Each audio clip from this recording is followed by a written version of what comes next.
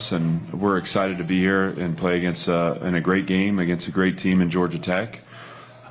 This is a culmination of a special year for us, and there's been a lot of effort and sacrifice made to get this team to this point. I think it's also a great opportunity for us to launch into what's next, and so our team's been focused in preparation, both in celebrating the time we have together.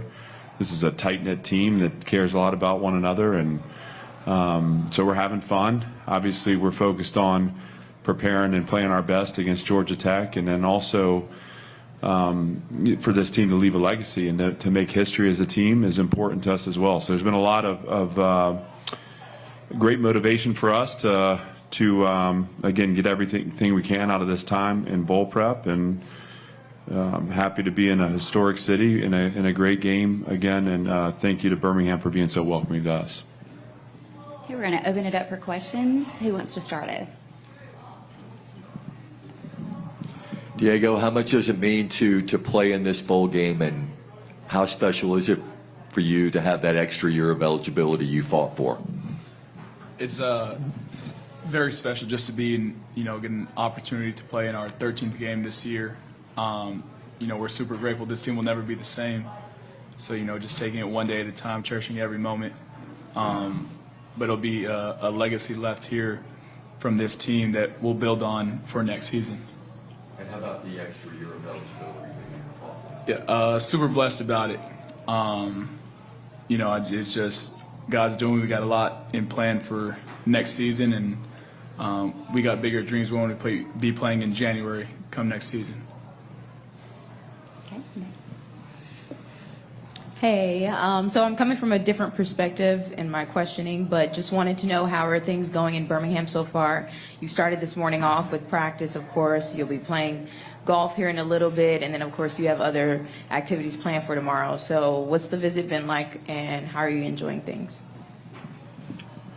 Well, from my vantage point, I'd like maybe Marlo to talk too. This is his hometown, and so he's able to experience it that way. But this is a first-class bowl operation. Again, there's so many volunteers and people here in Birmingham.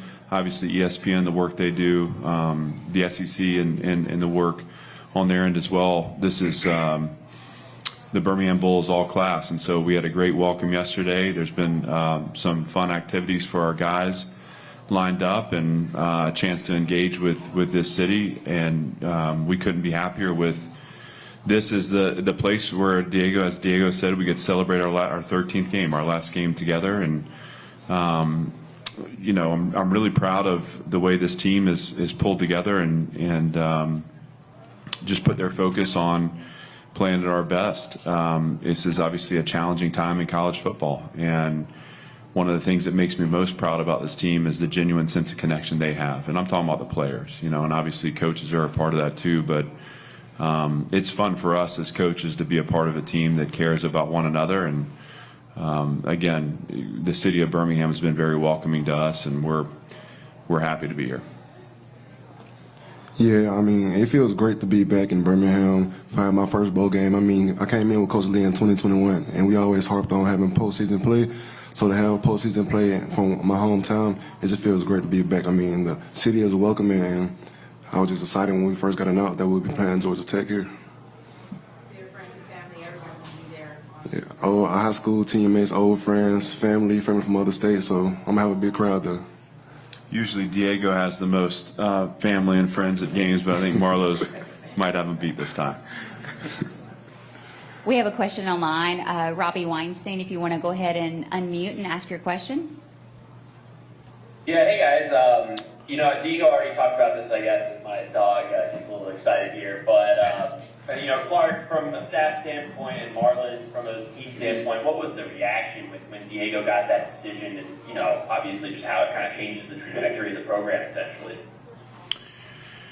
Well, I care a lot about Diego first. That's so, my first point of celebration, I happened to see him in the hallway right as it was all coming out. I think I actually gave him a kiss on the side of the head, which shows you how excited I was. But I'm happy for him. I'm happy for our sport too. I think college football is better with guys like Diego playing as long as they can possibly play. And I think he's been inspirational to so many people at Vanderbilt, so many people in the Nashville community, but I also think he's been inspirational to a lot of people across the country. And it's a testament to the platform that Vanderbilt and Nashville provide our student athletes. And when you have someone special like Diego as a part of your program, you want to hang on to him, again, as long as you can. So happy for him, happy for us, happy to be able to continue to build on the progress we've made this season. And to do that, obviously there's going to be a lot that's going to remain intact. You know, we want to retain the healthy parts of our program that we've, in a lot of cases, worked hard over 3 and 4 years to invest into people and to get to this point. And then we need to look to areas where we can elevate and add from the transfer portal, but having leadership intact in our locker room makes all of that possible, and it ensures that we don't lose our identity and the values that we hold most dear. So guys like Diego will be fighting for that program every day, and as we introduce new program members and teach people what it means to be a part of Vanderbilt football, which is distinct, you know, it's great to have his leadership voice in that room to help us, again, carry our identity forward and look to build upon the progress of the season. Yeah, me and my teammates appreciate what Diego has brought to the program this year. And I mean, the first time I heard about it, I was actually in the locker room cutting hair. I heard Diego come in the locker room screaming. I'm like, what's going on? I walk over there, he got his other year eligibility, dap him up. And I'm just excited for him, man. He's one of the greatest I've played with in the Vanderbilt. So it's good to have him on our program. Appreciate you, Marlo. I want to be clear that Marlo doesn't cut my hair. I don't want to do that to him. I will. So. Okay, we have Joey Dwyer online. If you want to unmute and ask your question. Clark, and I guess for the players too, you mentioned legacy and kind of leaving this game with that. Just how do you hope that this team is remembered, I guess, in the fallout of this game as well? Well, you know, the game's important to us because we want to win the game, and that's not unique to us. We know Georgia Tech takes the same approach, and it's a great matchup. We're going to have to play well. I mean, there's a lot that we're going to need to do that, you know, is reflective of the success we've had this season, where we protect the ball, where we interlock 3 phases, we control the game offensively, and we're opportunistic defensively. Those things hold true in this one. It's just exciting to me. I think the matchup, they got the matchup right. And so to play in a meaningful game where you're matched up against an opponent in so many ways, and I said this when I was in town last, we're almost kind of mirror images. I mean, they have a tough program that plays really hard, and they're physical, and, you know, they establish a physical run game. They use formations and motions to create leverage advantage offensively. Tyler Santucci, the defensive coordinator, we're cut from the same tree. I mean, it just there are a lot of similarities. So I think that's exciting to be a part of a game with two really tough teams in a great football city. As far as the legacy of the team, you know, we'll reflect more on the progress made in this season. I think the cool thing about, you know, the legacy of this team is the conversations that we'll have when we get back in January about the people that are no longer with us in the program that worked really hard. And Marlo mentioned it, you know, earlier too. I mean, you know, to go back to 2021 and 2022 and 2023 and to just think about the pain and suffering at times that we've experienced, and how there's been such a neat group of people that have stayed intact and kept working with the belief that, you know, we were going to break through at some point. I mean, that is so special to think about. And as we have opportunities to now build upon a bowl experience and hopefully a bowl win, and hopefully, you know, the first winning season since 2013, all those things are meaningful to us because it gives us a chance, like Diego said earlier, to reach for more. And I've been pretty consistent in saying this all season. You know, your season doesn't come down to one game. You know, when we beat Virginia Tech to open the year, that wasn't the goal of the season. It's about trying to find the potential of a team, and we're grateful to have this experience together. I think what we say is we're proud but not satisfied. You know, so we want to really look to have a great competitive game on Friday, and then to build upon this season and to solidify the legacy of this team in the way we operate moving forward. We have Aiden Rutman, if you want to unmute and ask your question. Diego, obviously super exciting that you got your year of eligibility, but then going beyond that for your teammate Stephen Hubbard and then for other JUCO players around the country, how exciting is that for you that you got the opportunity to blaze that path for everybody? Yeah, it's amazing. I think it was a long time coming. And I think they got it right. People like me deserve an extra year for Big Low. We'll be excited. He's about 27 now, so we'll be excited to get him when he's 28. But yeah, for the Vanderbilt future, it looks bright. We just got to, like Coach Lee said, live up to our potential. So we'll be excited to play this game, and then when we get back in January, go to work. Do we have any other questions in the room? Oh.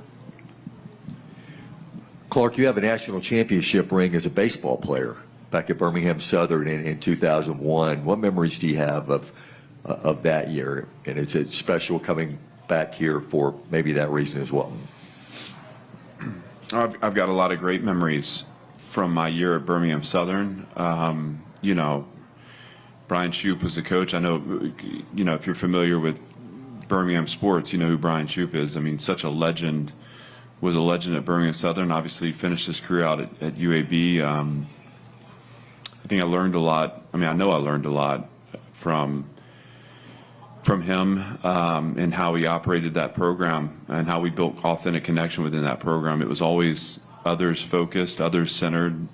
There was always something bigger than baseball. Butch Thompson was on that staff too. Obviously, Butch has had a great career. Matt Braga was a coach on that staff. Matt has been to Omaha with Tennessee Tech. So, I was around a lot of really cool people and, in the coaching staff, and then great teammates too that I stayed in touch with and have stayed in touch with. Like anyone's freshman year in college, it was a formative year. I learned a lot about myself. And, Birmingham Southern was such an incredible institution.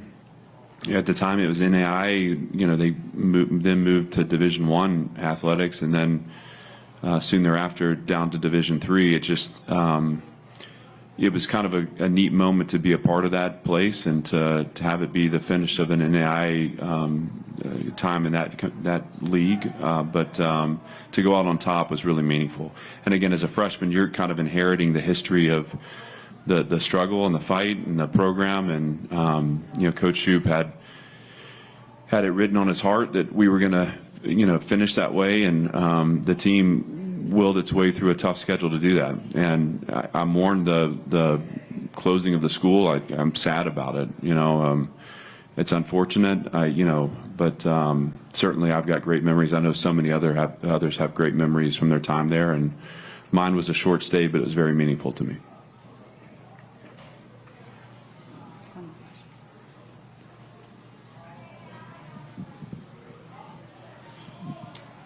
For Marlon, for a kid from Alabama to beat Alabama and Auburn this year during your senior year, what did that mean to you personally?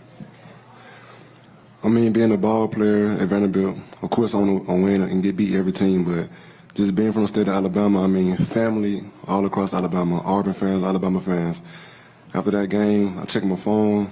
I got aunties, cousins, everybody hit me up saying, "Oh, y'all be my favorite team." Because growing up, I was an Alabama fan. That's something I was born into. But by the time I got up here, I'm not a fan of anybody all for Vanderbilt. But, family still hits me up this day saying, "Oh, you beat Auburn, y'all run to Alabama," and stuff like that. Just know it's family that family would say. But, I'm just proud to be a part of this team and just win any game that we win.